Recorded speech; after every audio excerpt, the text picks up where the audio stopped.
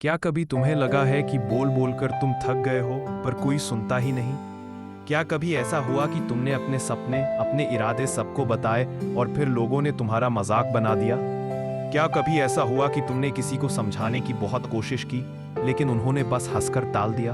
अगर हाँ, तो ये कहानी तुम्हारे लिए है। पर ध्यान रहे, ये किसी इंसान की कहानी नहीं है। ये कहानी है एक चीते की जो बोलता नहीं था, बस करता था। वो जंगल बड़ा था, पेड़ों के बीच धुंध तैरती थी, हवा पेड़ों की शाखों से टकराती और सुबह की धूप जैसे पत्तों से छनकर उतरती थी। हर सुबह उस जंगल में आवाजें गूंजती, हाथियों की चिंगाड़, बंदरों की चीखें और शेर की दहाड़। हर कोई अपनी ताकत दिखाना चाहता था। हर जानवर चाहता था कि पूरा जंगल उसका नाम याद रखे। लेकिन उस हलचल में एक कोना ऐसा भी था जहां सिर्फ खामोशी थी। वहीं रहता था चीता, ना गर्व ना शोर, बस एक गहरी नजर और स्थिर सांसें। एक दिन जंगल में सभा हुई। शेर ने दहाड़ मारकर कहा, मैं राजा हूं और जो सबसे ताकतवर है वही सबसे बड़ा। बंदर ने हंसते हुए कहा, राजा वो नहीं जो ताकतवर हो, राजा वो है जो चालाक हो। हाथी ने गर्जना की, ताकत मेरे पास है, जंगल मुझसे डरता है। और सब अपने अपने तर्क देने लगे। हर कोई बोल रहा था, लेकिन किसी को सुनने की फुर्सत नहीं थी। बस एक वो चीता जो कोने में बैठा सब देख रहा था। वो कुछ नहीं बोला, बस मुस्कुराया और चला गया। अब यहाँ एक सवाल तुमसे, क्या तुम भी कभी ऐसी जगह फंसे हो जहां सब बोलते हैं और कोई सुनता नहीं? जहां तुम्हारी खामोशी को कमजोरी समझ लिया जाता है। चीते का एक नियम था, बोलने से पहले देखो और देखने से पहले सोचो। वो कभी किसी से बहस नहीं करता था, ना अपनी ताकत दिखाता, ना अपनी चालाकी। लेकिन जब वो चलता तो पत्तों की सरसराहट भी रुक जाती। बाकी जानवर उसे देखकर कहते, अरे ये तो बस शिकार करने वाला जानवर है, इसमें क्या खास? कोई नहीं जानता था कि वो सिर्फ शिकारी नहीं था, वो रणनीति था। हर चाल सोचकर, हर कदम नाप कर रखता था। एक दिन जंगल में प्रतियोगिता हुई। शेर ने कहा, जो सबसे तेज शिकार पकड़ेगा वही होगा असली जंगल का राजा। हर कोई गर्व से सिर उठाकर बोला, मैं जीतूंगा। हर ओर शोर था, हर जानवर एक दूसरे को चुनौती दे रहा था। बस एक वो चीता जो चुपचाप अपने पेड़ के नीचे बैठा था।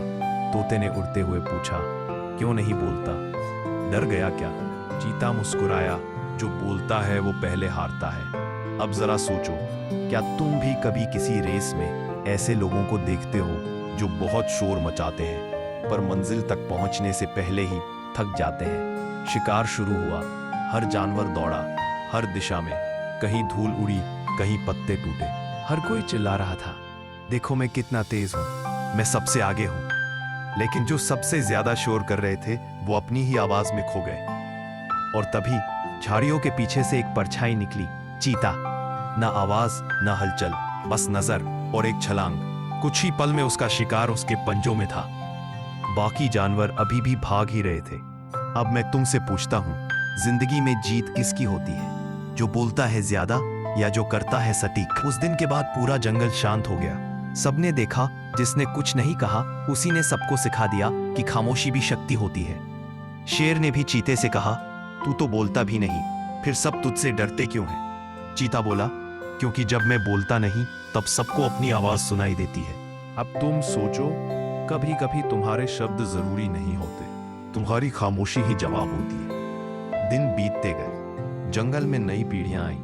हर कोई चीते से डरता, पर कोई उसकी आवाज नहीं जानता था। कभी किसी ने उसकी दहाड़ नहीं सुनी, पर हर जानवर जानता था, जब वो नजर उठाएगा खेल खत्म। वो जंगल का असली शक्ति बन गया, ना क्योंकि वो सबसे तेज था, बल्कि क्योंकि वो सबसे शांत था। अब सोचो, क्या तुम्हारी जिंदगी में भी ऐसे पल आते हैं जब तुम्हें लगता है बोल देना चाहिए, साबित कर देना चाहिए?